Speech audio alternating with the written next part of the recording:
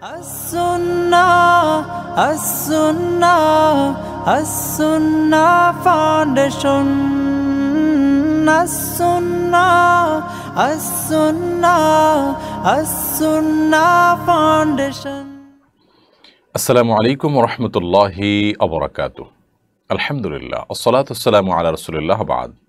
সুপ্রিয় দর্শক শ্রোতা ভাই বোন, দেশ কিংবা প্রবাস যে যেখান থেকে আপনারা দেখছেন, আপনাদের সকলকে সাদর আমন্ত্রণ জানাচ্ছি আস-সুন্নাহ ফাউন্ডেশন স্টুডিও থেকে। আপনারা দেখছেন আস-সুন্নাহ ফাউন্ডেশন আয়োজিত সাপ্তাহিক সরাসরি প্রশ্নোত্তরমূলক অনুষ্ঠান শরীআহ সমাধানের 201 নম্বর পর্ব। প্রিয় দর্শক, আমরা অন্যান্য দিনের মতো আজও ইনশাআল্লাহ ঘণ্টা ব্যাপী আপনাদের সঙ্গে থাকছি। আপনাদের করা জীবন ঘনিষ্ঠ জিজ্ঞাসাগুলোর উত্তর কোরআন হাদিসের আলোকে দেওয়ার চেষ্টা করব। মা তৌফিক ইল্লা বিল্লাহ। আপনাদের যে কোনো জীবন ঘনিষ্ঠ জিজ্ঞাসা আপনারা মন্তব্যের ঘরে বাংলা স্পষ্ট করে সংক্ষেপে লিখুন। আমরা বেশি থেকে বেশি সংখ্যক প্রশ্নের উত্তর করার চেষ্টা করব। যে সমস্ত প্রশ্নের উত্তর দেওয়া একান্ত সম্ভব হবে না, সেগুলো আগামীকাল অফিস টাইম ইনশাআল্লাহ বিদিনিল্লাহ মন্তব্যের রিপ্লাইয়ের ঘরে যতটুকু সম্ভব উত্তর দেওয়া হবে। এবং এই লাইভ অনুষ্ঠানটি আপনারা আমাদের ভেরিফাইড ফেসবুক পেজের পাশাপাশি আমাদের ভেরিফাইড ইউটিউব চ্যানেল আস-সুন্নাহ ফাউন্ডেশনের ভেরিফাইড ফেসবুক পেজ এবং অন্যান্য পেজ ও চ্যানেলসমূহে একযোগেই দেখতে পাচ্ছেন। এবং যে কোনো জায়গায় আপনারা প্রশ্ন করলে সেটার উত্তরে আমরা দেওয়ার চেষ্টা করব। ওয়া মা তৌফিক ইল্লা বিল্লাহ। প্রিয় দর্শক, আপনাদেরকে আস-সুন্নাহ ফাউন্ডেশনের কোনো আপডেট থাকলে শুরুতে আমরা জানিয়ে থাকি। আজকে আমরা দুটি আপডেট আপনাদেরকে জানিয়ে রাখতে চাই। প্রথমত, আপনারা ইতিমধ্যে শুনেছেন স্বাবলম্বীকরণ প্রজেক্ট 2024-এর ঘোষণা হয়ে গেছে। যারা স্বাবলম্বীকরণ প্রজেক্টে সহযোগিতার জন্য আবেদন করতে চান, তারা খুব দ্রুততার সাথে এই কাজটি সেরে ফেলতে হবে, কারণ খুব শীঘ্রই সপ্তাহখানেকের মধ্যে এই আবেদন প্রক্রিয়া শেষ হয়ে যাবে। অতএব এর মধ্যে আবেদন করার সুযোগ থাকছে, আপনারা আবেদন করবেন। যে সমস্ত অভাবী গরিব মানুষকে স্বাবলম্বী করার বিশেষ কোনো আইডিয়া আপনার মাথায় আছে যে এইভাবে তাকে স্বাবলম্বী করলে তার স্বাবলম্বিতা হতে পারে এবং তিনি তা দরিদ্রমুক্ত হতে পারেন, তাহলে আপনি সেই আইডিয়া দিয়ে ওই ব্যক্তির তথ্য উপাত্ত দিয়ে আমাদের কাছে আবেদন করুন। আস-সুন্নাহ ফাউন্ডেশনের পেজে আমার ভেরিফাইড ফেসবুক পেজে এবং সব জায়গায় আবেদনের লিঙ্ক ইত্যাদি আছে। সেখানে ফর্মটা ডাউনলোড করে সেটা প্রিন্ট করে আপনি সেখানে আবেদনটা আমাদের কাছে পাঠিয়ে দিন। ইনশাআল্লাহ বিদিনিল্লাহ আপনার আবেদন সব মিলিয়ে গৃহীত হলে আমরা সেই ব্যক্তিকে স্বাবলম্বী করব আপনার মাধ্যমে। সেক্ষেত্রে বিনা টাকায় বিনা পয়সায় আপনি একজন গরিব অসহায় মানুষের অসহায়তা এবং তার দারিদ্র দূরীকরণে আপনি চেষ্টা চালালেন এবং সেটি আপনার আখিরাতের নাজাতের অনেক বড় একটা মাধ্যম হতে পারে ইনশাআল্লাহ। তাই এর পাশাপাশি আস-সুন্নাহ ফাউন্ডেশনের শীতবস্ত্র বিতরণ কার্যক্রম খুব শীঘ্রই শুরু হতে যাচ্ছে ইনশাআল্লাহ বিদিনিল্লাহ। আমরা শীতবস্ত্র বিতরণের ঘোষণা দিতে যাচ্ছি। আপনারা ইনশাআল্লাহ বিদিনিল্লাহ এর মাধ্যমে অন্যান্য বছরের মধ্যে এবারও শীতার্থ মানুষের পাশে দাঁড়াতে পারবেন। এখনও আপনারা চাইলে কেউ এই প্রজেক্টে শরীক হতে আগ্রহ থাকলে আপনারা আস-সুন্নাহ ফাউন্ডেশনের যে আমাদের যে ওয়েবসাইট আছে assunnahfoundation.org, সেখানে শীতবস্ত্র বিতরণের ওই জায়গাটাতে অর্থাৎ সেই প্রজেক্টের ওখানে ক্লিক করে আপনি শরীক হতে পারবেন। চলুন তাহলে আমরা প্রশ্ন উত্তরের আলোকিত ভবনে প্রবেশ করি। ইতিমধ্যে বেশ কিছু প্রশ্ন আমি দেখতে পাচ্ছি আমার এখানে চলে এসছে। তার মধ্যে প্রথম দেখতে পাচ্ছি সোহেল মাহমুদ, আপনি লিখেছেন, ইদানিং অনেক প্রতিষ্ঠান প্রত্যক্ষ অথবা পরোক্ষভাবে এলজিবিটি প্রচার করছে। তারা বিষয়টাকে প্রতিষ্ঠিত করবার জন্য শাব্দিক চাতুর্যের আশ্রয় গ্রহণ করছে, ফলে অনেক ধার্মিক মানুষও না বুঝে এহেন ঘৃণ্য প্রচারে সামিল হয়ে যাচ্ছে। এরপরে আপনার মন্তব্য কামনা করছি। সমকাম ও সমপ্রেম সম্পর্কে ইসলাম কি বলে? ভাই সোহেল মাহমুদ, আমরা দেখতে পেয়েছি যে দেশের স্বনামধন্য প্রতিষ্ঠানগুলো পর্যন্ত বিভিন্ন ক্যাম্পেইন এর আড়ালে তারা সমকাম এলজিবিটির প্রচার করছে এবং সমকামীদের বিভিন্ন লোগো ইত্যাদি তাদের বিভিন্ন প্রচারপত্রে পোস্টার ইত্যাদি তারা দিচ্ছে এবং চটকদার নাম দিয়ে, আকর্ষণীয় নাম দিয়ে মাদ্রাসার ছাত্রদের জন্য বিভিন্ন রকম আয়োজন করছে এবং সেখানে মাদ্রাসাগুলো পর্যন্ত সামিল হয়ে যাচ্ছে। তো এই ধরনের পরিস্থিতিতে এ ধরনের আপনার প্রতারণামূলক যে আপনার পন্থা অবলম্বন করা হচ্ছে, সেক্ষেত্রে সাধারণ মানুষকে সচেতন করা আমাদের দায়িত্বের মধ্যে পড়ে, নৈতিক দায়িত্বের মধ্যে পড়ে। আমরা জানি এলজিবিটি বা সমকাম এই দেশের প্রচলিত আইনে যেমন এটি অবৈধ এবং এদেশের সকল ধর্মের ধর্মীয় মানুষের ধর্মীয় দৃষ্টিকোণ থেকেও এটি নিষিদ্ধ। আমরা জানি যে ইউএসের মতো পশ্চিমা দুনিয়ার অনেক দেশের অভিভাবকরা পর্যন্ত তারা কিন্তু রাস্তায় নেমে আসছেন তাদের সন্তানদের অন্ধকার জগৎ থেকে রক্ষা করবার জন্য, এই অভিশপ্ত জীবন থেকে রক্ষা করবার জন্য। আল্লাহ রাব্বুল আলামিন মানব জাতির যে ধারাবাহিকতা পৃথিবীতে টিকিয়ে রাখেন সেটি নারী পুরুষের বৈবাহিক যে জীবন, দাম্পত্য জীবন এর মধ্য দিয়ে।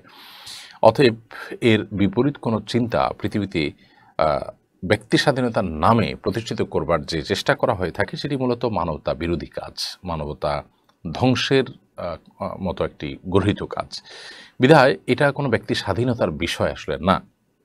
এ ধরনের বিকৃত যে সমস্ত আপনার যৌনাচার আছে সেগুলোর বিরুদ্ধে সামাজিক সচেতনতা গড়ে তুলতে হবে। যে দেশের প্রায় শতভাগ মানুষ এটাকে ঘৃণা করে, সে দেশে এটাকে প্রতিষ্ঠা করবার অপচেষ্টা করা, সেটা হলো বিভিন্ন অন্যায়কে সমাজে নানাভাবে প্রতিষ্ঠিত করবার নামান্তর।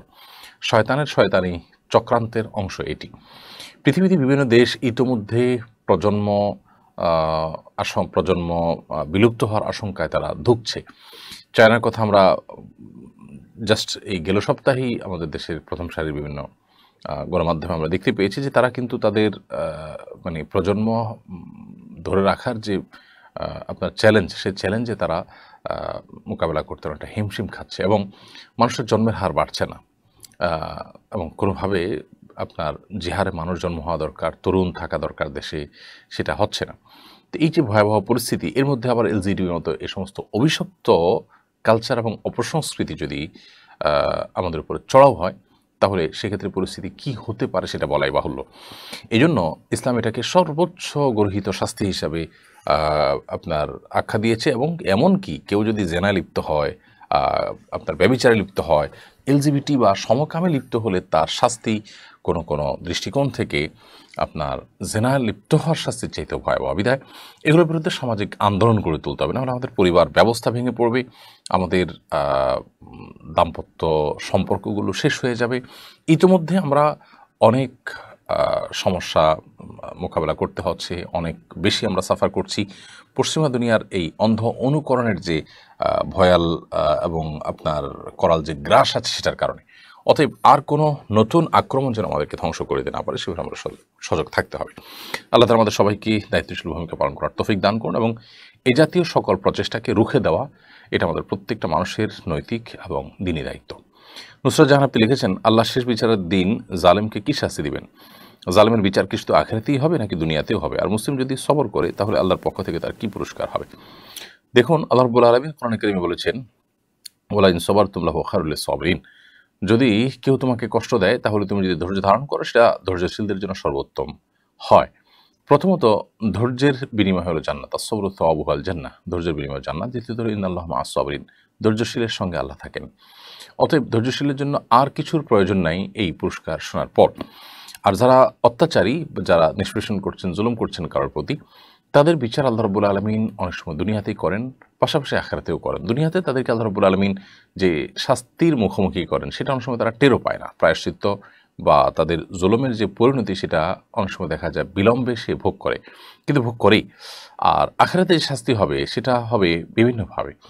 কোনো ক্ষেত্রে যেই জুলুম করেছে সেই জুলুমের কারণে মাজলুম ব্যক্তির আমল নামায় জালেমের সওয়াব আল্লাহ তাআলা দিয়ে দিবেন।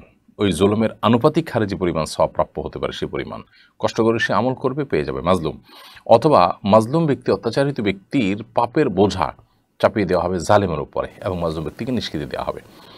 এর চেয়ে বড় সুবিচার আর এর চেয়ে বড় সান্ত্বনার বিষয়, এর চেয়ে বড় আনন্দের বিষয় মাজলুমের জন্য, অত্যাচারিত ব্যক্তির জন্য কিয়ামতের ময়দানে আর কিছুই হবে না। এছাড়াও আল্লাহ রাব্বুল আলামিন আরও বিভিন্নভাবে বিচার করবেন। যেটুকু হাদিস থেকে আমরা জানতে পেরেছি সেটুকু শুধুমাত্র জানালাম। আল্লাহ রাব্বুল আলামিন আমাদেরকে সবরের তৌফিক দান করুন এবং কখনো জুলুমের মতো ভয়াবহ অপরাধ থেকে আল্লাহ তাআলা আমাদেরকে বাঁচিয়ে রাখুন, আমরা যেন কখনো সেদিকে না যাই। আয-যুলমু যুলুমাতুন ইয়াওমাল কিয়ামাহ, নবী সাল্লাল্লাহু আলাইহি ওয়াসাল্লাম বলেছেন, জুলুম দুনিয়াতে আমরা যদি কেউ এটা করি তাহলে সেক্ষেত্রে কি আমাদের সেটা বহুমুখী অন্ধকার হয়ে আমাদের সামনে আবির্ভূত হবে। এরপরে আরাফাত তামিম লিখেছেন, happy birthday, happy new year বলা কি শিরক? না, এটা শিরক নয়, তবে এটা গুনাহের কাজ। শিরক হলো এমন কোনো কাজ করা যেটা আল্লাহর শানে শুধুমাত্র খাটে, সেটা অন্য কোনো মানুষের শানে যদি ফিট করি তাহলে সেটা শিরক হবে। তো এখানে এরকম কিছু হচ্ছে না যে আল্লাহর শানে যা হওয়া দরকার একটা মানুষকে বলছি, এরকম কিছু এখানে হচ্ছে না। বিধায় এটা শিরক না। শিরক মানে পার্টনারশিপ সাব্যস্ত করা। এখানে কোনো পার্টনারশিপ সাব্যস্ত করার মতো ব্যাপার এখানে ঘটেনি। তবে happy birthday, happy new year এই জাতীয় কথা বলে আপনার যে আপনার জন্মদিবসকে উইশ করা হচ্ছে বা নববর্ষকে উইশ করা হচ্ছে, এগুলো প্যাগান, প্রকৃতি পূজারী এবং নানান রকমের আপনার অপসংস্কৃতির সাথে জড়িত যে ধর্মবিশ্বাসী মানুষগুলো আছে তাদের অনুকরণ, তাদের অনুসরণ, তাদের অন্ধ অনুসরণ। বিধায় একজন মুসলিম এই সমস্ত বিষয়ে সাবধানতার সর্বোচ্চ লেভেলে তিনি থাকার চেষ্টা করবেন এবং সতর্ক থাকবেন, এবং এটা গুনাহের কাজ। আমরা জন্মদিবস কেন্দ্রিক যে ধর্মীয় বিশ্বাসগত সমস্যার দিক আছে এবং এটা কারা কীভাবে শুরু করেছে, এমনকি এখানকার যে আপনার আয়োজনের উপাদানগুলো, কেক বলুন, মোমবাতি বলুন, এগুলো প্রত্যেকটার পেছনের কিছু গল্প আছে যেগুলো আসলে ধর্ম বিশ্বাসের সাথে জড়িত। সেগুলো জানলে আমরা এগুলো আর করতাম না। আল্লাহ তাআলা আমাদেরকে বেঁচে থাকার তৌফিক দান করুন। আমরা ইনশাআল্লাহ এটা নিয়ে অনেকদিন থেকে চিন্তা করছি, একটা স্বতন্ত্র ভিডিও ক্লিপ তৈরি করব, আল্লাহ যদি তৌফিক দান করেন। এমনি শামীম হোসেন লিখেছেন, জায়নামাজে কাবা শরীফের ছবি আছে, সেই জায়নামাজে নামাজ পড়া যাবে কিনা? জায়নামাজ যদি কাবা শরীফের ছবি থাকে, সেখানে নামাজ পড়লে নামাজ হয়ে যাবে, নামাজ হবে না, ব্যাপারটা সেরকম না। কিন্তু জায়নামাজে আমাদের লক্ষ্য রাখতে হবে, অনেক সময় খুব সূক্ষ্মভাবে তাকালে পরিষ্কারভাবে দেখা যায় যে জায়নামাজে বিভিন্ন মূর্তির ছবি, প্রাণীর ছবি পর্যন্ত থাকে। এগুলো বিভিন্ন অমুসলিম দেশগুলোতে করে, অনেক সময় তারা জেনে হতে পারে, ষড়যন্ত্র অংশ হিসেবে হতে পারে, বিভিন্নভাবে এগুলো করে। এই জন্য প্লেন জায়নামাজে নামাজ পড়তে পারলে সবচেয়ে উত্তম, এটা সকল ঝামেলার ঊর্ধ্বে উঠা যায়। আর দ্বিতীয়ত হলো, এতে নামাজের ভিতরে মনোযোগটাও ধরে রাখা যায়, ভাব গাম্ভীর্য টিকে থাকে। আর যদি আপনি কাবার ছবি বা এই জাতীয় কোনো কিছু রাখেনও, তাহলে সেক্ষেত্রে রাখতে পারেন, এতে গুনাহ হবে না। বাট কাবাকে প্রয়োজন ছাড়া অনেক সময় দেখা যায় যে নামাজকে পড়াইতে হয়, আপনার এমনভাবে এটাকে ব্যবহার করতে হয় যেটা অপমানজনক হয়। আরেকটা বিষয় হলো যে কাবার দিকে চেয়ে থাকা নামাজের মধ্যে হাদিসে নিষেধ আছে। আপনি কাবার সামনে দাঁড়িয়ে যখন মক্কায় নামাজ পড়বেন তখনও কাবার দিকে চেয়ে থাকবেন, এটা হাদিসে নিষেধ আছে। আপনি নামাজের মধ্যে সিজদার জায়গার মধ্যে আপনি তাকিয়ে থাকবেন, এভাবে উপরের দিকেও তাকাবেন না, আবার সামনে কাবার দিকেও তাকাবেন না। তাহলে সেখানে সেই কাবার ছবি আপনি জায়নামাজ দিয়ে সেদিকে তাকাচ্ছেন, কাবার দিকে আপনার মনোযোগ যাবে, সেটিও কিন্তু উদ্দেশ্য। আমরা কিন্তু কাবার ইবাদত করি না, কাবার দিকে ফিরে আল্লাহর ইবাদত করি। এসব দৃষ্টিকোণ থেকে জায়নামাজে কাবার ছবি ইত্যাদি না থাকলে উত্তম, কিন্তু থাকলে নামাজ হবে না বা গুনাহ হবে, ব্যাপারটা সেরকম না। সাবিহা শান্তা আপনি লিখেছেন, আমার ছেলের বয়স প্রায় 2 মাস, ছেলের পেশাব গায়ে কাপড়ে লাগে, এই অবস্থায় নামাজ কিভাবে পড়ব?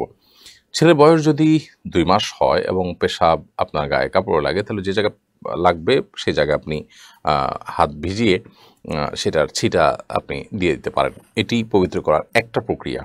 যদিও ওই যে জায়গা লেগেছে শুধুমাত্র ওই জায়গাটাকে আলতো করে ধুয়ে ফেললেও পাক হয়ে যাবে। আপনি শরীরে কোথাও লেগেছে ওই জায়গাটাকে পানি দিয়ে আপনি ধুয়ে ফেললেন, তাতেও পবিত্র হয়ে যাবে ইনশাআল্লাহ তাআলা।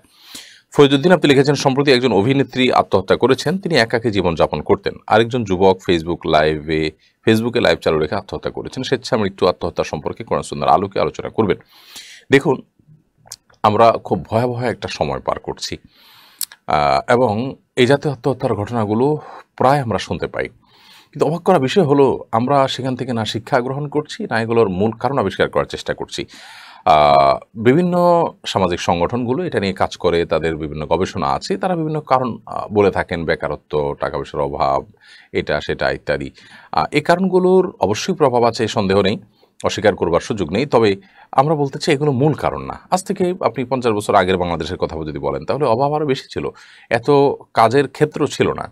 বেকারত্বের কথা যদি বলেন, তখন আজকের মতো এত চাকুরি তখন ছিল না, কিন্তু তখন মানুষের মধ্যে আত্মহত্যার প্রবণতা এত বেশি ছিল না।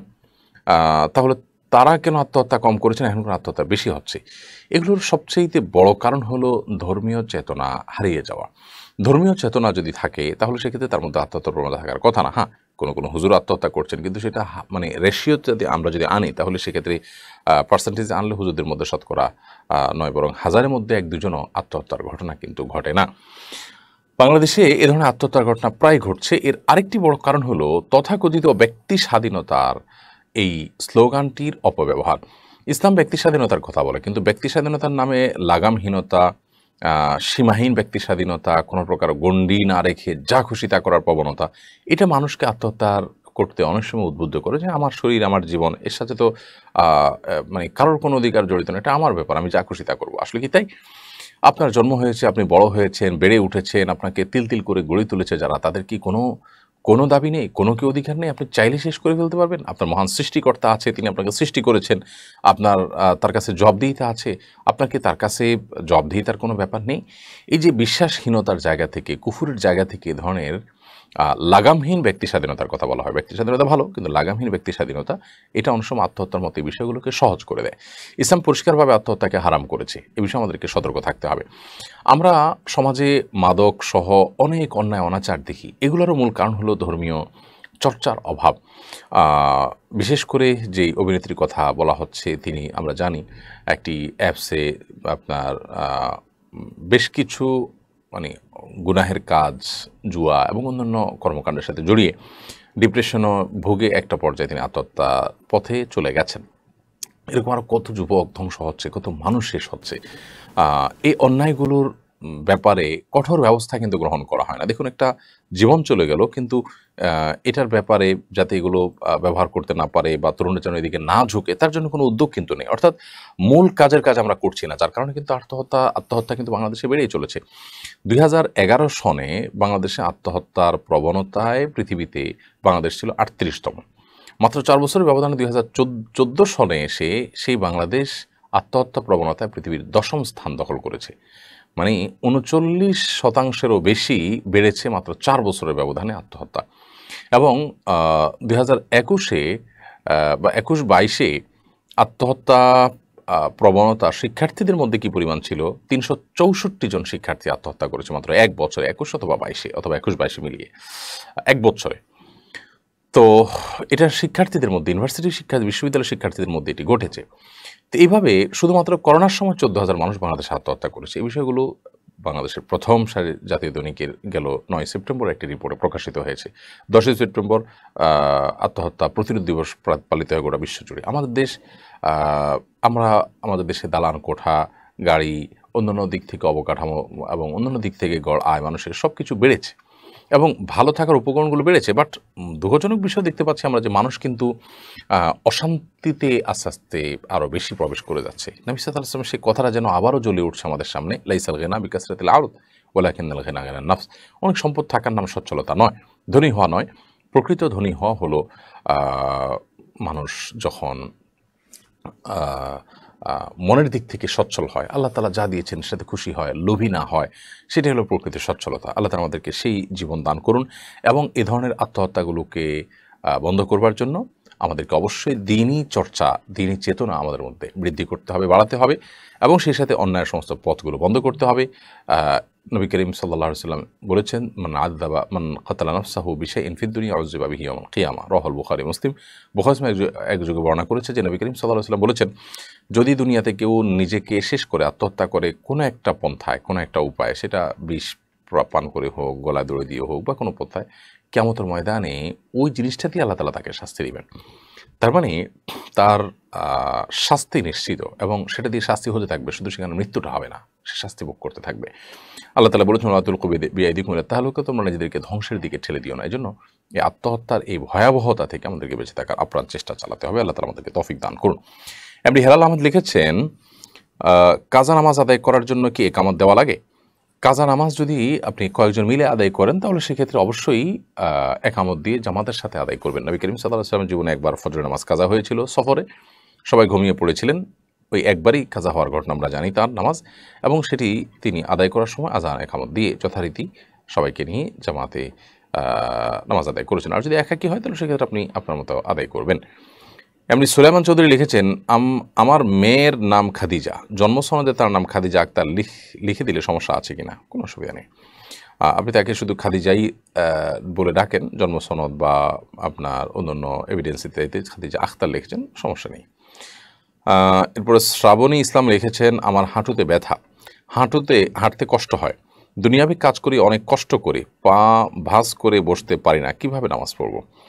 বোন শ্রাবণী, হাঁটুতে ব্যথার কারণে যে আপনার হাঁটতে কষ্ট হয়, চলাফেরা করতে অসুবিধা হয়, পা ভাঁজ করে বসতে পারেন না, অতএব আপনি অহেতুক নিজেকে কষ্ট দিবেন না, বরং আপনি দাঁড়িয়ে নামাজ পড়বেন। রুকু এবং সিজদা যদি করতে পারেন করবেন, যদি করতে না পারেন তাহলে আপনি চেয়ারে বা কোনো কিছুতে দাঁড়ানোটা দাঁড়িয়ে করবেন, এরপরে চেয়ারে বসে বাকিটা ইশারায় আপনি করবেন। আর যদি রুকু ঠিকমতো করতে পারেন তাহলে রুকুটাও ঠিকমতো করবেন। সিজদার সময় শুধুমাত্র চেয়ারে বসে বা কোনো কিছুতে বসে আপনি একটু ঝুঁকে সিজদা নিয়ত করে আপনি সিজদা করবেন, ইনশাআল্লাহ আপনার নামাজ হয়ে যাবে। এরপরে সামিয়া সুলতানা ইমু আপনি লিখেছেন, আমার স্বামী প্রবাসে আছে, এমন কোনো আমল আছে কিনা যা পড়লে আমার স্বামীর চরিত্র ঠিক থাকবে, কোনো মেয়ের সাথে কথা বলা যাবে না? হ্যাঁ বোন, আমল অবশ্যই আছে। প্রবাসী স্বামীর চরিত্রকে ঠিক রাখবার জন্য দেশে থাকা স্ত্রীর জন্য করণীয় আমল হলো, স্ত্রী স্বামীকে প্রথমত দ্রুততার সাথে প্রবাস জীবন শেষ করে যেন দেশে চলে আসেন এবং চাহিদাকে সীমিত করে ফেলেন, সেজন্য তাগাদা দিবেন। সীমাহীন ভাবে টাকা পয়সা উপার্জন করার জন্য যে আমরা মরিয়া হয়ে পড়ি এবং যুগ যুগ ধরে বিদেশে যে কাটানোর প্রবণতা আমাদের মধ্যে আছে, এটা মানুষের চরিত্র নষ্টের জন্য বড় অংশে দায়ী।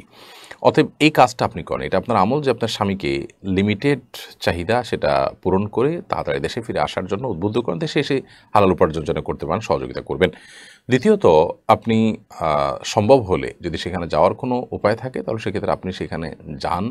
আপনি নিজেরটা নিজে যদি বলতে না পারেন তাহলে কোনো আলেমের শরণাপন্ন হন, যাতে করে তিনি এটা বুঝেন যে স্বামী স্ত্রী একাকী দুজন দুই জায়গায় থাকা ইসলামের শরীয়তের দৃষ্টিকোণ থেকে ভালো বিষয় না, বরং দুজন একত্রে থাকার যেন চেষ্টা করেন। আর পাশাপাশি নিজে প্রতি যেন তিনি আকৃষ্ট, অর্থাৎ আপনার প্রতি যেন তিনি আকৃষ্ট থাকেন, সেজন্য আপনি আপনার সাধ্যের সবগুলো পন্থা অবলম্বন করবেন যাতে করে তিনি সেদিকে না যান। সেই সাথে সোশ্যাল মিডিয়া এগুলোর ব্যবহার করে সতর্ক থাকবেন, তাকে সতর্ক রাখবেন, দিনই চেতনা তার মধ্যে বৃদ্ধি করবেন, কাজগুলো আপনি করবেন। সে সাথে আল্লাহ তাআলার কাছে দোয়াও করবেন, আল্লাহ তাআলা সহজ করুন। ইলিয়াস হোসেন আপনি লিখেছেন, শীতকাল চলে এসেছে, শহরে এখনও পুরোপুরি শীত না পড়লেও গ্রামে ভালোই শীত অনুভূত হচ্ছে। শীতকাল আমাদের বিশেষ কি আমল আছে? দেখুন, শীতকালের অনেকগুলো আমল এবং করণীয় আছে। এর ভিতরে একটা হলো, শীতকালে দিনগুলো ছোট থাকে, আমরা চাইলে দিনের বেলা নফল রোজা রাখতে পারি। নবী সাল্লাল্লাহু আলাইহি ওয়াসাল্লাম বলেছেন, আল গানিমাতুল বারদা আস-সাওমু ফি শিতা। শীতল সুবর্ণ সুযোগ হলো শীতের সময় নফল রোজা রাখতে পারা। বিধায় আমরা সেটি রাখার চেষ্টা করব এবং রাত বড়, সেজন্য রাতে একটু তাহাজ্জুদ পড়ার চেষ্টা করব। এটা শীতের একটা বড় আমল। আর শীত উপলক্ষে শীত এবং শীতের ঠান্ডা এবং গ্রীষ্মের গরম এগুলো জাহান্নামের ভাব, বুখারীর হাদিস সেটি বলছে। অতএব জাহান্নামের যে ভাব সেটি আল্লাহ রাব্বুল আলামিন পৃথিবীতে বছরে 2 বার ছাড়ার সুযোগ দিয়েছেন এবং সেই ভাবটাই পৃথিবীর বিভিন্ন প্রান্তে আল্লাহ তাআলা এক এক সময় এক এক জায়গায় এক এক মেয়াদে বিভিন্নভাবে বন্টন করে দেন, সেটি আমরা আঁচ করে থাকি। তাহলে মূল জাহান্নামের ঠান্ডার ভয়াবহতা এবং সেখানকার গরমের তীব্রতা কেমন হতে পারে সেটা আমাদের আঁচ করার কথা, এবং সেই হিসেবে আল্লাহ তাআলার কাছে আমরা পানাহ চাইব। এই কষ্টগুলো যখন অনুভব করব তখন আল্লাহুম্মা আজিরনা মিনান নার ইত্যাদি বলে আমরা পানাহ চাইব। তৃতীয়ত, শীত উপলক্ষে আমরা অজুর যত্ন নেব। অজুর যত্ন কয়েকভাবে নেব। প্রথমত, অজু করতে গিয়ে আমাদের শরীরের কোনো অংশ যেন শুকনা থেকে না যায়, সেজন্য আঙ্গুলের চিপা, পায়ের গোড়ালি, গিরা, কনুই, কানের লতি ইত্যাদি এগুলোতে পানি পৌঁছাবার জন্য ভালো করে ডলে আমরা চেষ্টা করব পানি পৌঁছতে। সেই সাথে অজুর আরেকটা যত্ন নেব, তা হলো চাপাচাপি করে অজু ধরে রাখবো। অনেক সময় দেখা যায় যে আমরা আসর অজু দিয়ে আসা চালাবার চেষ্টা করি, সেটি না করে আমাদের অজু যদি ছুটে যায় তাহলে আমরা খুব ভালোভাবে অজু করে অজু ছুটে গেলে ছুটে যাক, আমরা শীতের ভয়ে অজু করব না, সেজন্য চাপাচাপি করে অজু রাখবো এমনটা না করি, বরং আমরা অজু করবো না। নবী সাল্লাল্লাহু আলাইহি ওয়াসাল্লাম বলেছেন, কিছু আমল আছে যে আমলগুলো মানুষকে আল্লাহর কাছে মর্যাদা বৃদ্ধি করে দেয় এবং তার গুনাহ মাফ করিয়ে দেয়। সেই আমলগুলোর মধ্যে থেকে একটা আমল হলো ইসবাগুল উযুই আলাল মাকারিহ, অর্থাৎ আপনার কষ্ট হচ্ছে সেটাকে উপেক্ষা করে আপনি অজু করলেন। তাহলে অজুর যত্ন নেওয়া এটা শীতের একটা বিশেষ গুরুত্বপূর্ণ কাজ। চতুর্থত, শীতকে কেন্দ্র করে আমরা যে কাজ করতে পারি তা হলো শীত বস্ত্র বিতরণ করা। গরিব অসহায় মানুষের মাঝে শীত বস্ত্র বিতরণ করব, যাতে করে তারা শীতের কষ্ট অনুভব করতে না পারে। আমাদের বাসা বাড়িতে অতিরিক্ত শীতের কাপড় থাকলে সেগুলো সুন্দর করে পরিষ্কার করে আমরা অন্যান্য অভাবী গরিব মানুষকে দিয়ে দেওয়ার চেষ্টা করবো ইনশাআল্লাহ তাআলা। 5 নম্বর, শীত উপলক্ষে আমরা যে আমলটি করতে পারি সেটি হলো মোজার উপরে মাসা করা। আপনার যদি পূর্ণাঙ্গ অজু করেন, যেখানে মুখ হাত ধুলেন, পাও ধৌত করলেন, মাথা মাসে করলেন, এরপরে অজু অবস্থা আপনি যদি মুজো পড়েন, চামড়ার মোজা কিংবা কাপড়ের মোজা হলে সেটা শর্ত সাপেক্ষে অনেক স্ট্রং, অনেক মজবুত, নর্মাল মোজা না, তাহলে সেক্ষেত্রে আপনি বাসা বাড়িতে থাকা অবস্থা 24 ঘন্টা পর্যন্ত সে মোজা না খুললে যতবার আপনার উজু ভাঙবে আপনি যদি হাত মুখ ধুয়ে মোজার উপর মাসা করলে আপনার হয়ে যাবে, পাও না ধুলেও চলবে। এই একটা আমল এবং শীতে এটি বেশি করার সুযোগ তৈরি হয়, সেজন্য এটাকে শীতের আমল বলেছে। এছাড়া শীত উপলক্ষে আরও কিছু বিষয় আছে, যেমন অনেকে আছে চাদর মুড়ি দিয়ে নামাজ পড়েন মুখ ঢেকে, এটা যেন না হয়, মুখটা খুলে আমরা নামাজ পড়বো ইনশাআল্লাহ তাআলা। এরপর সরওয়ার আলম আপনি লিখেছেন, আমার পরিচিত এক ব্যক্তি আছেন যিনি বাড়ির কাছে মসজিদে থাকা এবং মসজিদে যাওয়ার সুযোগ থাকা সত্ত্বেও মসজিদে না গিয়ে 5 ওয়াক্ত নামাজ প্রতিদিন নিজ রুমে কয়েকজন মিলে জামাত আদায় করেন। এতে কি নামাজ আদায় হবে? দেখুন, মসজিদে মুসলমানদের সাথে জামাতে নামাজ পড়া উচিত এবং আলাদা জামাত করে নামাজ পড়ার ভিতরে কল্যাণ নেই। যদি আপনার বাড়ির পাশে থাকা মসজিদে ইমাম সাহেব শিরকে আকবরে লিপ্ত হয়, বড় শিরকে লিপ্ত হন, তিনি অমুসলিম হন, তাহলে সেক্ষেত্রে ভিন্ন কথা, আপনি অন্য মসজিদে গেলেন। বাট সেরকম কিছু যদি না হয়, তাহলে সেক্ষেত্রে ইমাম সাহেব যত খারাপ হোক, মসজিদ কমিটি যত খারাপ হোক, যতক্ষণ মধ্যে তারা মুসলমান আছেন, ইসলামের গণ্ডিতে আছেন, শিরকে আকবর না করছেন, ততক্ষণ পর্যন্ত আপনি জামাত তরক করার কোনো সুযোগ নেই। হ্যাঁ, যদি তাদের এখানে নামাজ পড়তে আপনার অসুবিধা মনে হয় বা নানা কারণে আপনি এটাকে মানে অযথার্থ মনে করে থাকেন, তাহলে অন্য মসজিদে যাবেন, কিন্তু আলাদা রুমের মধ্যে এভাবে জামাত করবেন না। হাজ্জাজ বিন ইউসুফ পাপিষ্ঠ ছিল, সাহাবীদেরকে হত্যা করত। তার মতো এরকম জালিম শাসক তার ইমামতিতে তার পেছনে জামাতের সাথে মসজিদে নামাজ পড়েছেন সাহাবা একরাম, তারা কিন্তু আলাদা জামাত করেননি। অতএব এভাবে আলাদা জামাত করা এটা শরিয়ার কোনো নির্দেশিত পন্থা নয়। নাইম ইবনে মুত্তালিব লিখেছেন, বেতরের নামাজের পর কি ফরজ নামাজ কাজা পড়া যাবে? বিতরের নামাজ পড়ে ফেলেছেন, এরপরে কোনো ফরজ নামাজ কাজা থাকলে সেটা অবশ্যই আপনি কাজা করতে পারেন, কোনো অসুবিধা নেই। সেটা ওই দিনের নেশা হতে পারে বা অন্য কোনো ওয়াক্ত হতে পারে। এরপরে ইনফেরিয়র ম্যান এডি থেকে আপনি লিখেছেন, কিভাবে মৃত্যুর ভয় মনে ধারণ করব। কবরে একটু বেশি বেশি করে যাবেন এবং মৃত্যু যন্ত্রণায় কাতর বা মৃত্যুর মুখে পতিত মানুষগুলোর পাশে থাকার চেষ্টা করবেন। হসপিটালের বেডে কাতরাচ্ছে সে মানুষগুলোর কাছে যাওয়ার চেষ্টা করবেন। এই কাজগুলো মৃত্যুর স্মরণ হতে আমাদেরকে সাহায্য করে। এছাড়া মৃত্যু নিয়ে বিভিন্ন গুরুত্বপূর্ণ বক্তব্য, লেখা, কোরআন কারীমের আয়াত, জীবনের বাস্তবতা, এগুলোকে নিয়ে আমরা একটু চিন্তা করতে পারি, একাকী নির্জনে কিছু সময় কাটাতে পারি। আল্লাহর সৃষ্টি একাকী অবলোকন করা, দেখা, সেগুলোর মাধ্যমে আমরা মৃত্যুর স্মরণ আনতে পারি। মৃত্যুর মতো বাস্তব বিষয় তো আমাদের জীবন আর কিছু নেই। এটা যদি আমাদের কাছে অবিশ্বাস্য মনে হয় বা এটা যদি আমাদের স্মরণে আসতে কষ্ট হয়, তাহলে সেটা তো খুবই দুর্ভাগ্যজনক বিষয়। এজন্য আমরা একাকী থাকার চেষ্টা করব। সেই সাথে বস্তুবাদের মধ্যে, ভোগবাদের মধ্যে আমরা ডুবে থাকার কারণে মৃত্যুর কথা আমরা সময় ভুলে যাই। তো এই জন্য এগুলোর থেকে আমরা কিছু সময়ের জন্য হলে সরার চেষ্টা করব। ইনশাআল্লাহ বিদিল্লাহ মৃত্যুর স্মরণ আসতে সাহায্য করবে। সুমাইয়া আক্তার সুমি লিখেছেন, কোনো ছেলে যদি কোনো অবিবাহিত নারীর সাথে জেনা করে, তাহলে কি তাকে সেই নারীর স্বামীর কাছে ক্ষমা চাইতে হবে? ক্ষমা না নিলে কি বান্দার হক নষ্ট করার গুনাহ হবে? কোনো ব্যক্তি যদি বিবাহিত নারীর সাথে জেনা করে, তো এটা আল্লাহর জমিনে সবচেয়ে জঘন্য অপরাধগুলোর একটি। এটার জন্য তিনি আল্লাহ তাআলার কাছে মাপ চাইবেন। মানুষের কাছে মাপ চাইতে গেলে সেটা নিশ্চয়ই হিতে বিপরীত হওয়ার আশঙ্কা অনেক জোরালো। অতএব আল্লাহর কাছে মাপ চাইবেন এবং খাঁটি তওবা করবেন, এবং মাপ চাওয়াটা হবে সর্বোচ্চ লেভেলে মাপ চাওয়া। সারা জীবন এটার জন্য তার অনুতাপ কাজ করবে, অপরাধ বোধ তাকে তাড়িয়ে বেড়াবে, সেভাবে মাপ চাওয়া উচিত। এমনি ইয়ামিন আপনি লিখেছেন, টাকার বিনিময়ে রক্ত দান করার বিধান কি? রক্ত বা মানুষের শরীরের কোনো অংশ কোনো কিছু বিক্রি করা জায়েজ নয়। বিধায় রক্ত এমনিতে দান করতে পারেন, শরীরের কোনো অঙ্গ প্রত্যঙ্গ কোনো মানুষের প্রয়োজন হলে আপনি এমনিতে দান করতে পারেন, কিন্তু বিক্রি করতে পারেন না। হ্যাঁ, যার রক্ত প্রয়োজন তিনি যদি ফ্রিতে রক্ত না পান, তাহলে নিরুপায় হয়ে তাকে কিনতে হলে তিনি কিনতে পারেন, সেটা ভিন্ন বিষয়। বাট যিনি বিক্রয় করছেন তিনি গুনাহগার হবেন। কারণ হলো মানুষের শরীরের কোনো কিছুই এটা মানুষের বিক্রির সুযোগ নেই, এটা আল্লাহ তাআলার দান, আল্লাহ তাকে দিয়েছেন। ই আমানত চন্দ্র রোজে নজদে মাসদার হাকিকাত মালিকে হেয়ার শাই আল্লাহ, অর্থাৎ এই অঙ্গ প্রত্যঙ্গ এগুলো সব আল্লাহর তরফ থেকে আমাদের কাছে আমানত। মূলত এগুলো সবগুলোর মালিক আল্লাহ রাব্বুল আলামিন, বিধায় সেটি আমাদের মাথায় রাখতে হবে। এরপর তামান্না ইসলাম আপনি লিখেছেন, গুল ব্যবহার করার বিধান দয়া করে জানাবেন। গুল ব্যবহার করা অবশ্যই গুনাহের কাজ, অবশ্যই জায়েজ নয়। তামাক, সেটা আপনি মুখে দিচ্ছেন, এটা এক প্রকারের নেশা এবং মানুষের জন্য ক্ষতিকর। নানা কারণে ইসলামের দৃষ্টিকোণ থেকে এটি ব্যবহার করা জায়েজ নয়। এই বদভ্যাস আমাদের ত্যাগ করা উচিত। সুমাইয়া সারা দিঘি এর দিকে আপনি লিখেছেন, এখন অনলাইনে ইমাম মাহদি নামেও একজন লোককে দেখা যাচ্ছে, এটা কতটুকু সত্যি?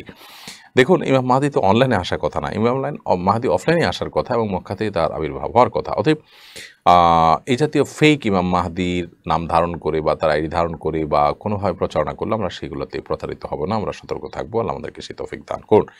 এমনি তাইয়ুব আপনি লিখেছেন, আমি মসজিদের ক্যাশিয়ার, মসজিদের ক্যাশ থেকে বাড়ির কেউ ধার চাইলে কি দেওয়া যাবে? ভাই তাইয়ুব ভাই, অবশ্যই মসজিদের টাকা আপনি কাউকে ধার দিতে পারেন না, এমনকি আপনি নিজেও সেটা ভাঙতে পারেন না। এটি আমানত আপনার কাছে, যদি আপনি কাউকে টাকা দেওয়ার সুযোগ নেই। সাইফুল ইসলাম আপনি লিখেছেন, 1 বিঘা জমি 1 বছরের জন্য কন্ট্রাক্ট করে নেওয়া যাবে কিনা? 1 বিঘা জমি 1 বছরের জন্য আপনি ব্যবহার করবেন বা আপনি চাষাবাদ করবেন, নিতে পারেন। তাহলে সেক্ষেত্রে আপনি ভাড়া দিয়ে দিবেন, ভাড়া 1 বছরের জন্য ভাড়া ধার্য করে সেটি দিয়ে আপনি নিতে পারেন, কোনো অসুবিধা নেই।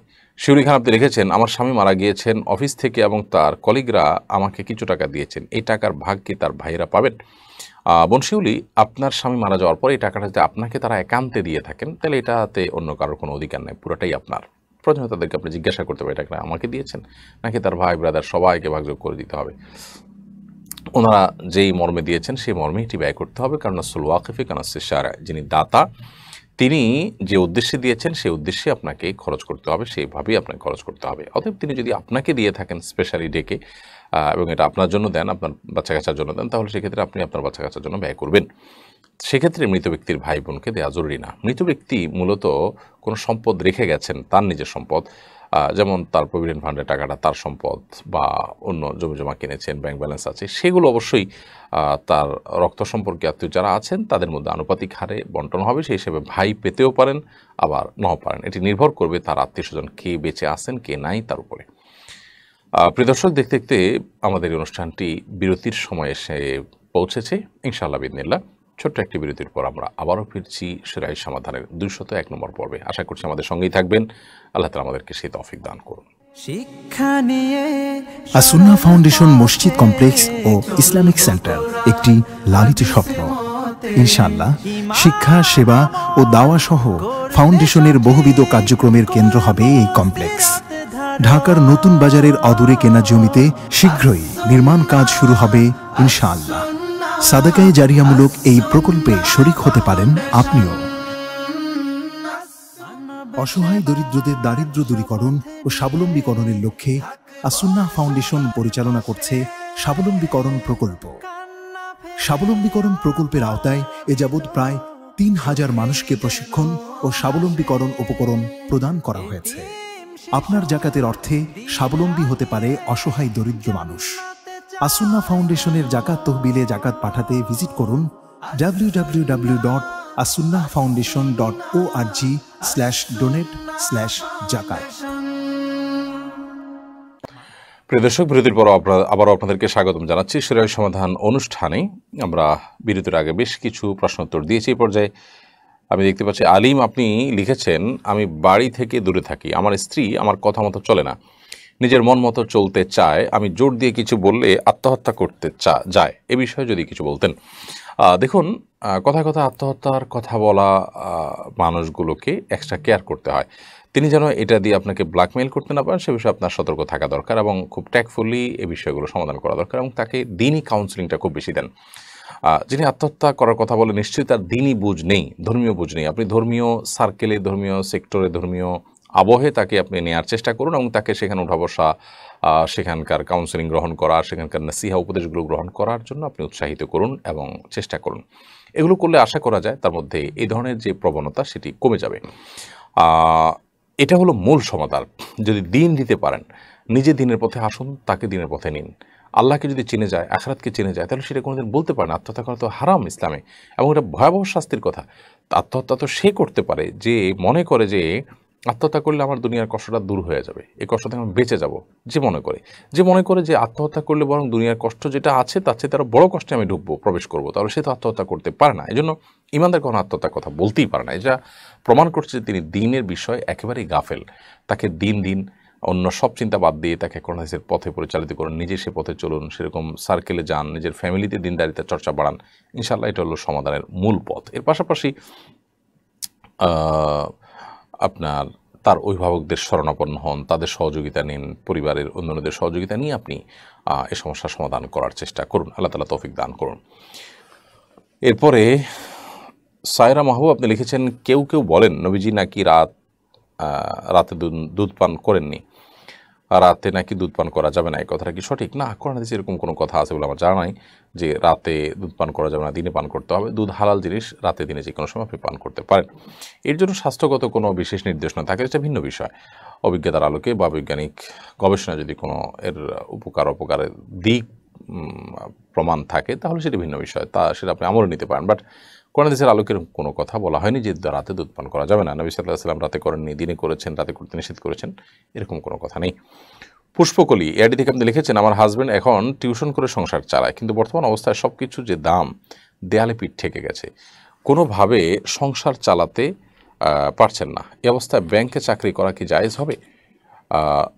দেখুন,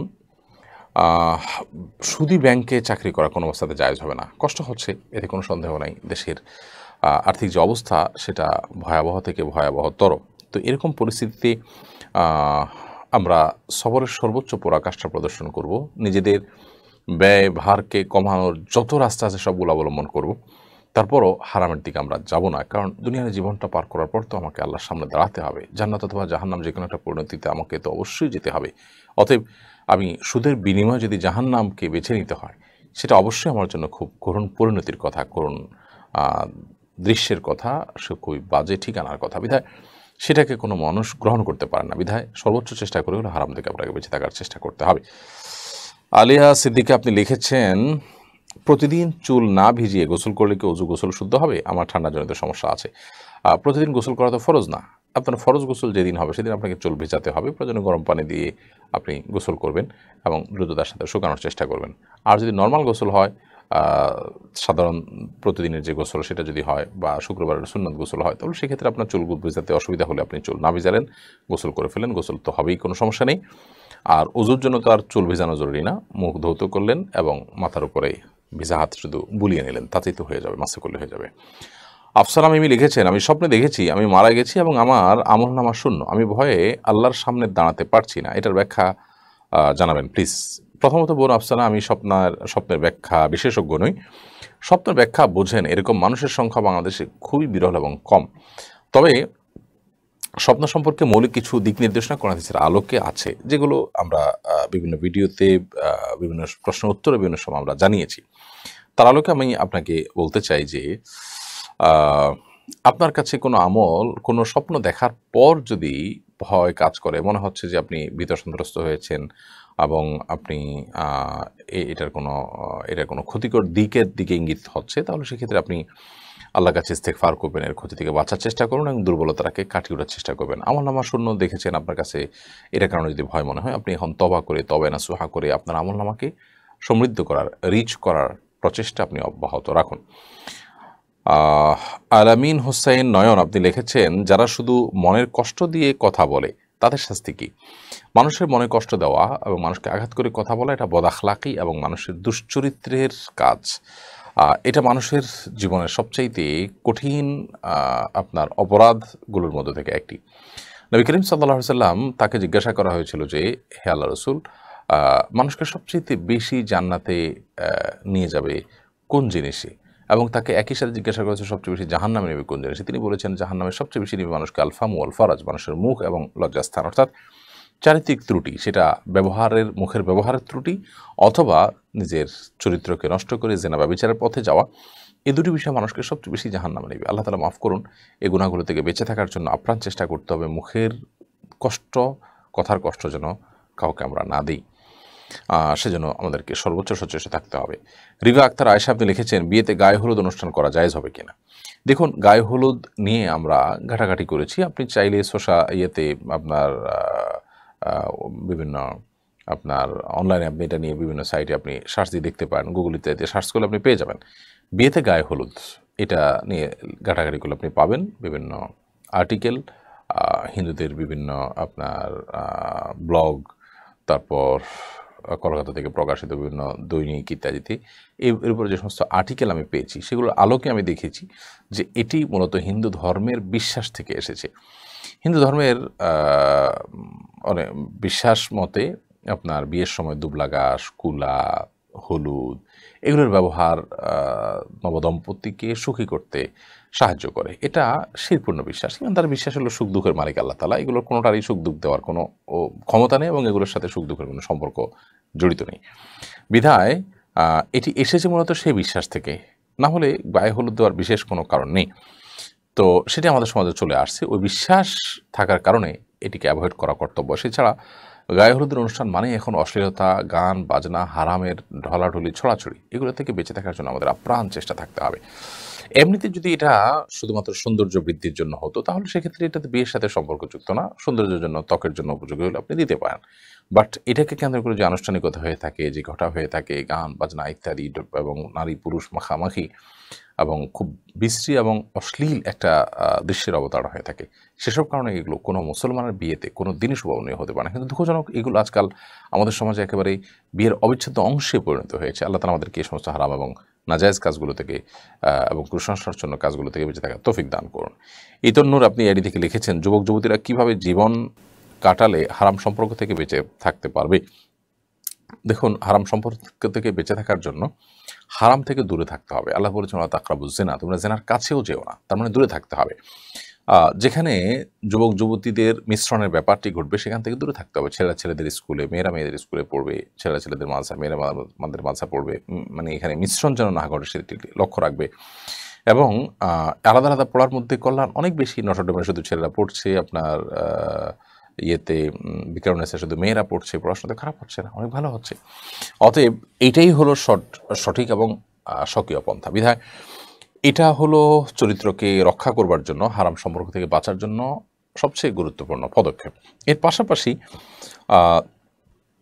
সোশ্যাল মিডিয়া ইত্যাদিতেও যাতে মেয়েদেরকে মানে একান্ত প্রয়োজন না হলে বন্ধু তালিকায় না আনা, মাহারাম না হলে গায়ে মাহারামদের সাথে চ্যাটিং না করা, তাদের আইডিতে না যাওয়া, তাদের পোস্ট ইত্যাদি রিয়েক্ট ইত্যাদি না করা, এগুলোকে অ্যাভয়েড করা। অর্থাৎ ওই যে বলেছি, হারাম থেকে, জেনা থেকে যত দূরে থাকা যাবে তত আপনি গুনাহ থেকে বাঁচাটা সহজ হবে।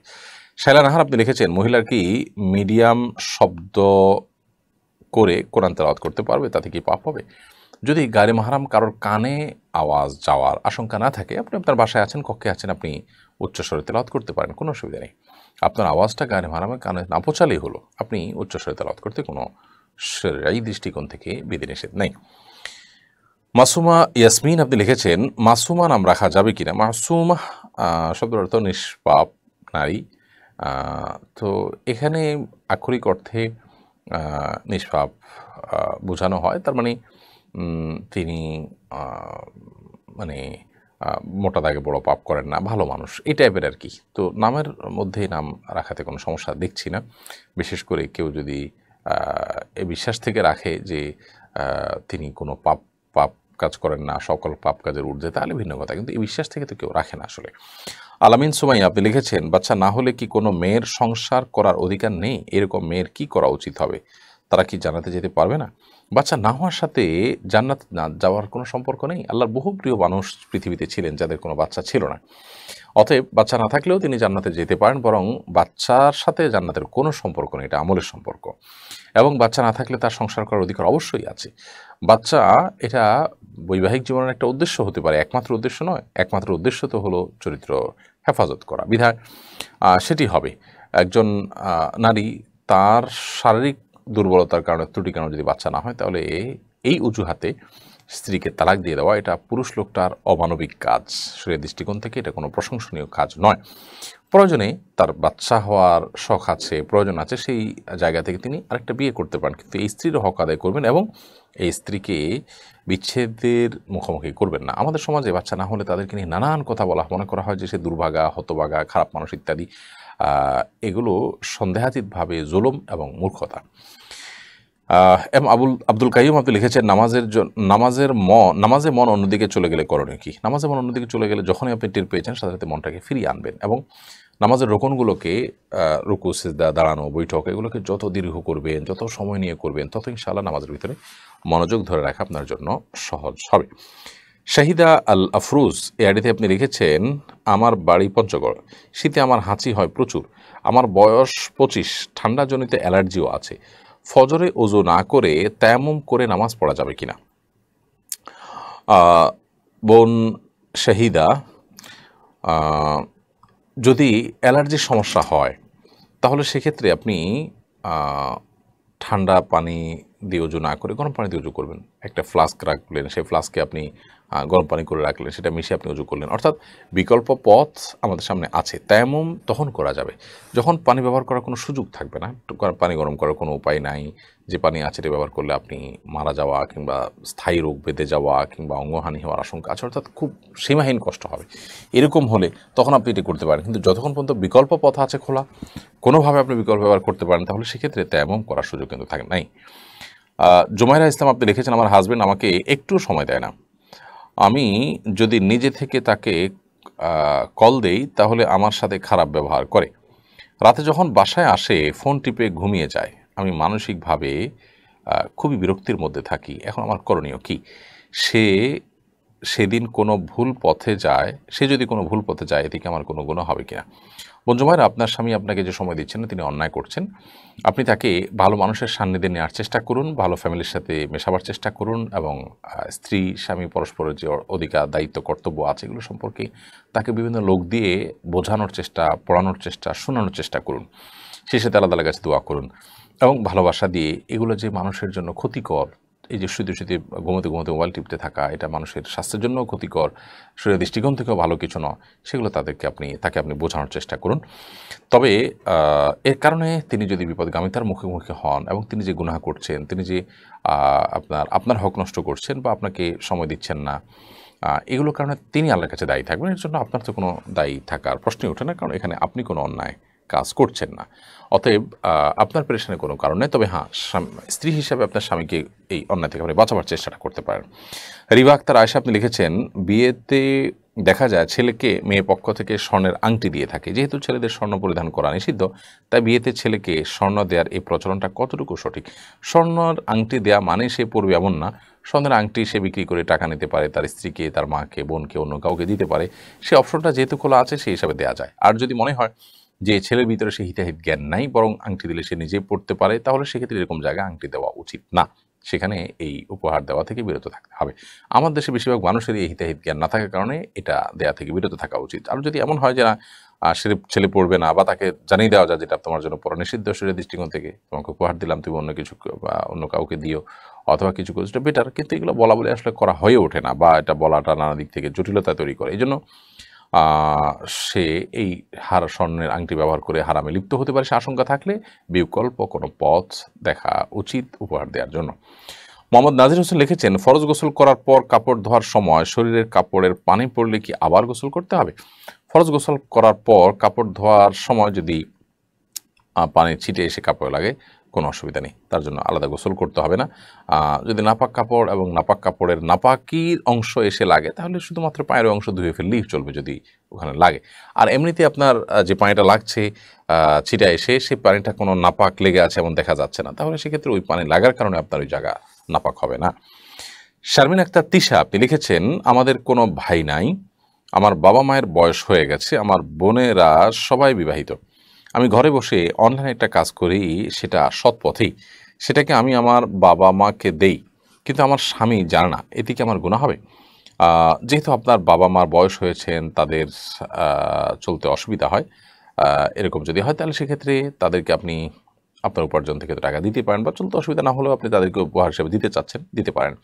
ঘরে বসে আপনি অনলাইনে জব করছেন, স্বামীর সংসারের বা স্বামীর প্রতি যে দায়িত্ব কর্তব্য আছে সেগুলো আদায় কোনো ত্রুটি না করে আপনি যদি শরিয়ার পর্দা মেনটেন করে আপনি অনলাইনে উপার্জন করতে চান, করতে পারেন, কোনো অসুবিধা নেই। স্বামী না জানলে আপনার গুনাহ হবে না, যেহেতু স্বামীর কোনো অধিকার আপনি নষ্ট করছেন না এবং শরিয়ার কোনো বিধান আপনি লঙ্ঘন করছেন না। এমনি সবুজ মিয়া আপনি লিখেছেন, একজন লোক নামাজ, রোজা, হজ, যাকাত প্রত্যেকটা সৎ কাজই করলো, শুধু ফুফু এবং বোনের সম্পত্তি দিল না, তাহলে কি সে জান্নাত পাবে? দেখুন, আপনি নামাজ, রোজা, হজ, যাকাত সবই করলেন, কিন্তু ফুফুদের হক, বোনদের হক আপনি দিলেন না, তাহলে সেক্ষেত্রে আপনি নামাজ তো পড়লেন, কিন্তু নামাজের মতোই আরও একটা বড় গুরুত্বপূর্ণ ফরজ কাজ থেকে আপনি বেঁচে থাকলেন, বা সেটি থেকে আপনি দূরে থাকলেন, তো সেটার জন্য অবশ্যই আপনাকে আল্লাহর কাছে জবাবদিহিতার মুখোমুখি হতে হবে। বরং নামাজে ত্রুটি থাকলে সেটার ক্ষমার সম্ভাবনা যতটা জোরালো ছিল, ফুফু এবং বোনের সম্পত্তি না দেওয়ার কারণে তার ক্ষমার সম্ভাবনা ততটা জোরালো নয়, বরং সেটার জন্য অবশ্যই আল্লাহর কাছে আপনাকে পাকড়াও হতে হবে। এটা অত্যন্ত ভয়াবহ বান্দার হক। কোন দৃষ্টিকোণ থেকে নামাজের চাইতে, নামাজ, যাকাত বা হজ আদায় করছেন তার চাইতেও এটার গুরুত্ব কোনো দিক থেকে বেশি। এগুলো ইসলামের রোকন, মূল বিষয়, সেটা ঠিক আছে, কিন্তু ভয়াবহতার বিচার যদি আমরা করি তাহলে সেক্ষেত্রে এই হক নষ্ট করাটা অনেক বেশি ভয়াবহ। তানজিনা শাকি আপনি লিখেছেন, আমার শ্বশুরের ব্রেন স্ট্রোক করেছে, 2 হাত মুখের এক পাশ ছাড়া সব প্যারালাইজড। আজান দিলে তিনি নামাজ পড়তে চেষ্টা করেন, ইশারা নামাজ পড়েনও, তাকে উজু করানো সম্ভব হয় না, ছোট বাচ্চাদের মতো কথা বুঝেন না, এতে ওনার নামাজ হবে কিনা? আল্লাহ তাআলা তার প্রতি রহম করুন এবং তাকে ক্ষমা করুন। যদি তাকে কোনোভাবে পবিত্র করানো যায়, কেউ হেল্প করে উজু করানো গেলে ভালো, উজু করানো যদি অসম্ভব হয় অন্তত তায়াম্মুম করাই দিলেন, এটুকু যদি করতে পারেন বেটার হয়। যদি সেটাও সম্ভব না হয় তাহলে ওই অবস্থাতেই নামাজ পড়বেন, কিন্তু যদি সুযোগ থাকে কোনোভাবে তাহলে সেটা করা উচিত। এমনি জুবাইর আপনি লিখেছেন, বাংলাদেশের অধিকাংশ কোম্পানির ড্রাইভারদের 7 থেকে 8,000 টাকা বেতন, যার কারণে ড্রাইভাররা তেল বিক্রি করতে বাধ্য হয়। বিষয় যদি কিছু বলতেন। আমি তো 15-20 হাজার টাকা নিচে কোনো ড্রাইভার আজ পর্যন্ত দেখিনি। 7-8 হাজার টাকা বেতন ড্রাইভার আছে বাংলাদেশে, এটা তো মানে বিরল ঘটনা, এবং যদি থেকে থাকে খুবই দুঃখজনক। আহ, না, ড্রাইভাররা তাদের বেতন কমে যুক্তি তাদের জন্য তেল বিক্রি করা জায়েজ নয়। প্রয়োজনে তারা অন্য চাকরি খুঁজবে, অন্য জায়গায় যাবে, কিন্তু তাই বলে এই চাকরি করে আমার চল না বিধে আমি চুরি করব, এই যুক্তি কোনো অবস্থাতে গ্রহণযোগ্য নয়। হ্যাঁ, যে সমস্ত কোম্পানি তাদেরকে এই এত অল্প বেতন দিচ্ছেন যে বেতনে সে আসলে এই সমাজে চলতে পারে না, মানে বেঁচে থাকাটা তার জন্য দায় হয়ে যায়, তারা অবশ্যই অন্যায় করছেন, সেটা ভিন্ন বিষয়। তানিয়া ফেরদৌসী আপনি লিখেছেন, তাহাজ্জুদ নামাজ কি ফজরের আজানের পূর্ব মুহূর্ত পর্যন্ত পড়া যায়? ফজরের ওয়াক্ত হওয়ার পূর্ব পর্যন্ত পড়া যায়। আজান অনেক সময় একটু দেরিতে হয়, এই জন্য দেখবেন যে ফজর ওয়াক্ত কখন হয়েছে আজকে তার আগ মুহূর্ত পর্যন্ত আপনি তাহাজ্জুদের নামাজ পড়তে পারবেন।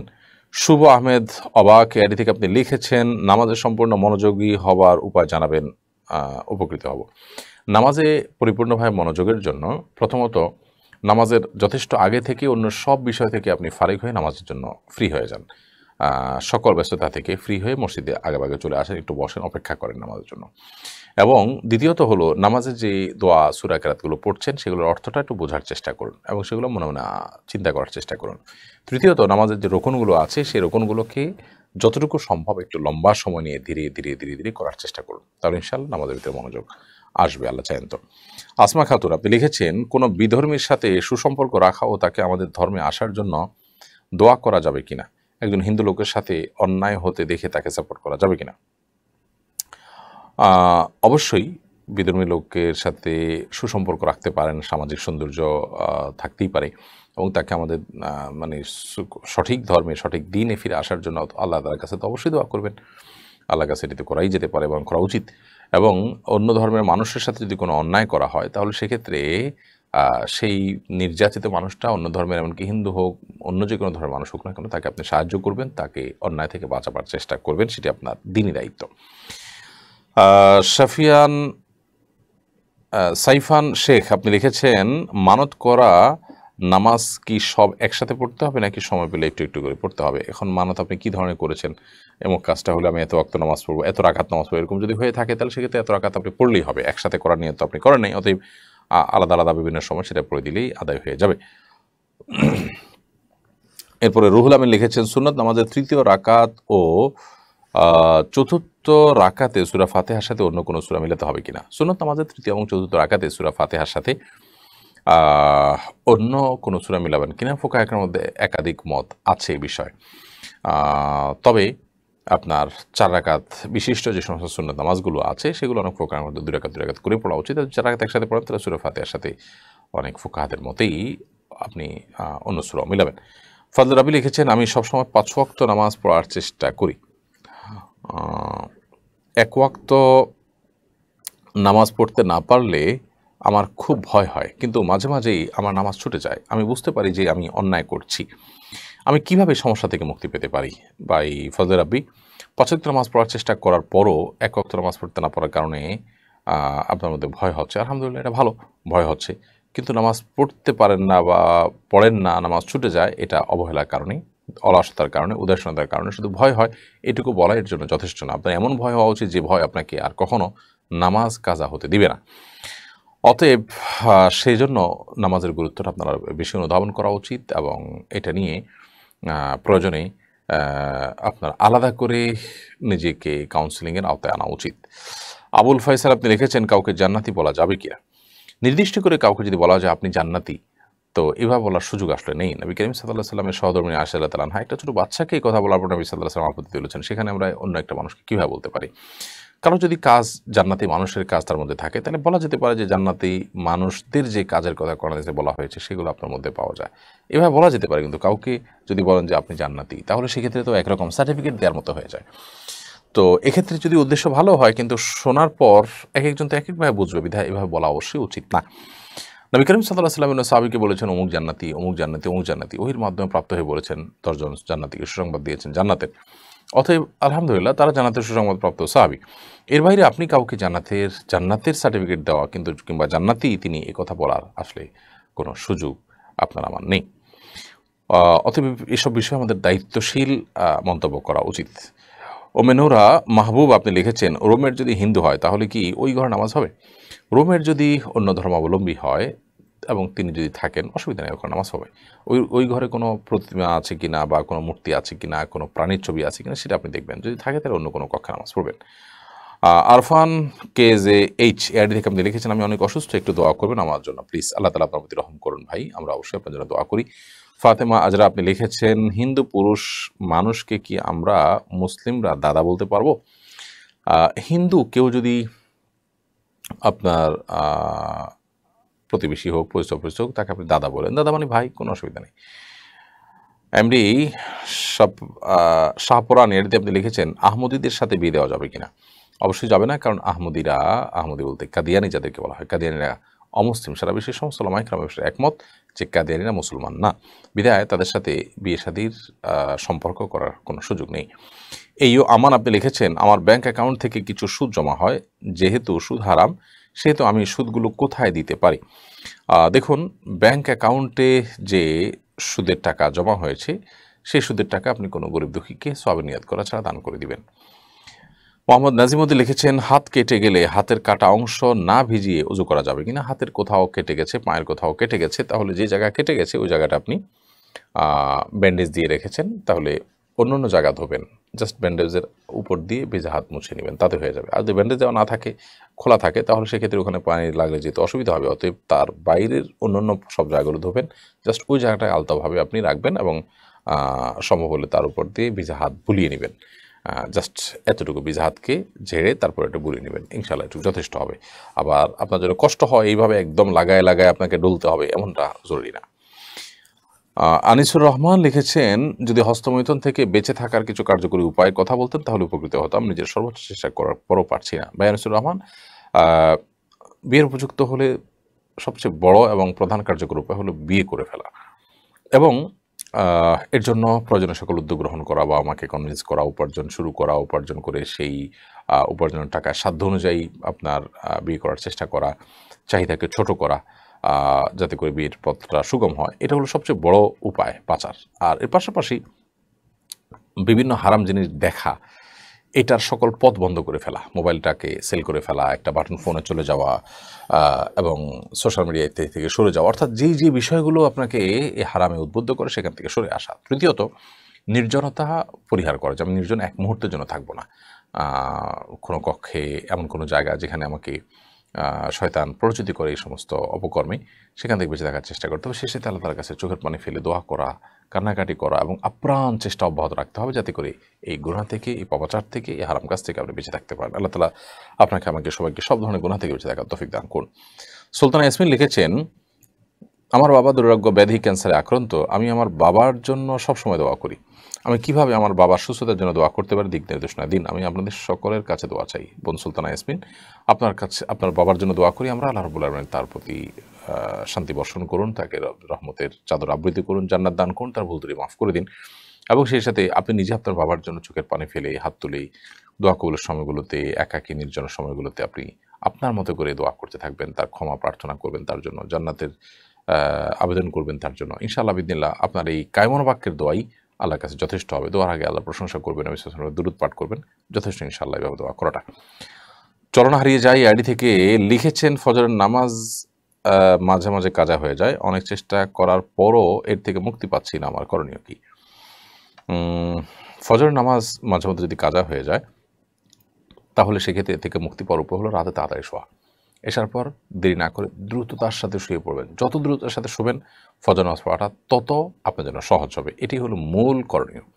আপনি এভাবে যদি অভ্যাস বানিয়ে ফেলেন এবং রাতে তাড়াতাড়ি শোয়ার জন্য মোবাইল থেকে অনেক আগে আপনাকে দূরে সরে যেতে হবে। সন্ধ্যার পর থেকে মোবাইলটি বন্ধ করে দেবেন, তাতে কিছু ক্ষতি হলেও হোক, কিন্তু আপনি অভ্যাস করে নিলে আপনার স্বাস্থ্যের জন্য এটি ভালো এবং ফজর নামাজ যাতে কাজা না হয় সেটার জন্য এটা ভালো এবং সহায়ক আমল। সেই সাথে ফজর নামাজ যারা পড়েন আশপাশের, তাদেরকে আপনার মোবাইল নম্বর দিয়ে তাদেরকে ফোনে আপনাকে কল দিয়ে উঠাই দিতে বলেন এবং ডেকে দিতে বলেন। বিভিন্নভাবে আপনি যখন চেষ্টা করবেন, ইনশাআল্লাহ এটা কঠিন কোনো বিষয় নয়। HM শরীফুল ইসলাম আপনি লিখেছেন, দাফন সম্পন্ন করার পর 3 দিন পর্যন্ত কবরে পানি দেওয়া যাবে কিনা? কোনো অসুবিধা না, পানি লাগলে দিবেন। কবরের উপরে ঘাস আছে, অন্য কিছু আছে, এগুলো পানি লাগলে দিবেন, অথবা মাটি আছে, শুকনো মাটি, সেগুলো যাতে কামড়ে থাকে সেজন্য আপনি পানি দিতে পারেন, কোনো অসুবিধা নেই। পানি দিতেই হবে এমন কোনো কথাও নেই, আবার দেওয়া যাবে না এমন কোনো বিষয় নেই। ইসরার ফারহান পৃথুল এআরডি থেকে আপনি লিখেছেন, ইশাকের নামাজ সম্পর্কে কিছু বলুন। সূর্য ওঠার 20-25 মিনিট পর যে নামাজ পড়া হয় এটাকে ইশাকের নামাজ বলা হয়, এবং এই নামাজ যদি কেউ পড়েন, বিশেষ করে ফজরের পর আপন জায়গায় বসে জিকির আজকার করতে করতে অপেক্ষা করে তারপরে নামাজ যদি পড়েন, তাহলে সেক্ষেত্রে এর মাধ্যমে আল্লাহ রাব্বুল আলামিন একটি কবুল ওমরার সওয়াব দান করবেন। অনেক ফজিলতপূর্ণ একটি বিষয়। তরিন রহমান আপনি লিখেছেন, স্কুলে ভর্তি হতে লটারির মাধ্যমে যে রেজাল্ট দেওয়া হয় সেটি কি ঠিক নাকি বেঠিক? কোনো অসুবিধা নেই, এই জাতীয় লটারি নিষিদ্ধ না। লটারি বলতে যেখানে জুয়া আছে, যে আপনি একটা টাকা দিয়ে অংশগ্রহণ করলেন, এরপরে অনেক বেশি পেতে পারেন, পুরোটা মার যেতে পারে, এই টাইপের লটারি, সেটা নিষিদ্ধ। মোহাম্মদ রুবেল আপনি লিখেছেন, অসুস্থতা থেকে সুস্থতার জন্য কি আমল করব? অসুস্থতা থেকে সুস্থতার জন্য আল্লাহ তাআলার কাছে দোয়া করতে থাকবেন, যত রকম দোয়া আছে দুরূদ পড়বেন, আল্লাহর প্রশংসা করবেন, এবং স্বাভাবিকভাবে আল্লাহ তাআলার কাছে দোয়া করতে থাকবেন ইনশাআল্লাহ বিদিনিল্লাহ। এই দোয়াগুলো নিজের ভাষায় আপনি বলতে পারেন, মনে মনে আল্লাহ তাআলার কাছে নিবেদন করতে পারেন। তবে দুরূদ, ইস্তেগফার, দোয়া ইউনুস, এই আমলগুলো করে করে আল্লাহ তাআলার কাছে দোয়া করাটা দোয়া কবুলের ক্ষেত্রে অনেক বেশি সহায়ক ভূমিকা রাখে।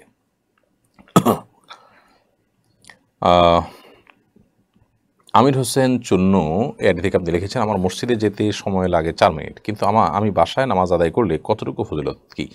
বাসায় নামাজ আদায় করলে অবশ্যই আপনি ফজিলত পাবেন না, মসজিদে গেলে যেটা ফজিলত পাবেন। 4 মিনিট 8 মিনিট যদি আপনার আসা যাওয়ার সময় লাগে, তো এই পুরো সময়টা ইবাদতে গণ্য হবে ইনশাআল্লাহ বিধান। এটা আপনার জন্য লসের কিছু নেই। শারমিন আক্তার মিম লিখেছেন, তাড়াতাড়ি সুস্থ হওয়ার কোনো দোয়া আছে কিনা? এটা আমরা একটু আগেই বলেছি। মির্জা এমডি আকরাম আপনি লিখেছেন, আমার জন্য দোয়া করবেন এবং কীভাবে পড়লে পড়া মনে থাকবে জানাবেন।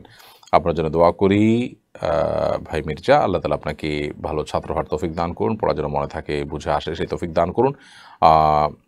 রাতে তাড়াতাড়ি ঘুমিয়ে ভোরে উঠে পড়ার চেষ্টা করবেন, এবং অন্য মনস্ক হওয়ার যত পন্থা আছে, সোশ্যাল মিডিয়ার আসক্তি, মোবাইলের নেশা ইত্যাদি, এগুলো থেকে বেঁচে থাকার চেষ্টা করুন।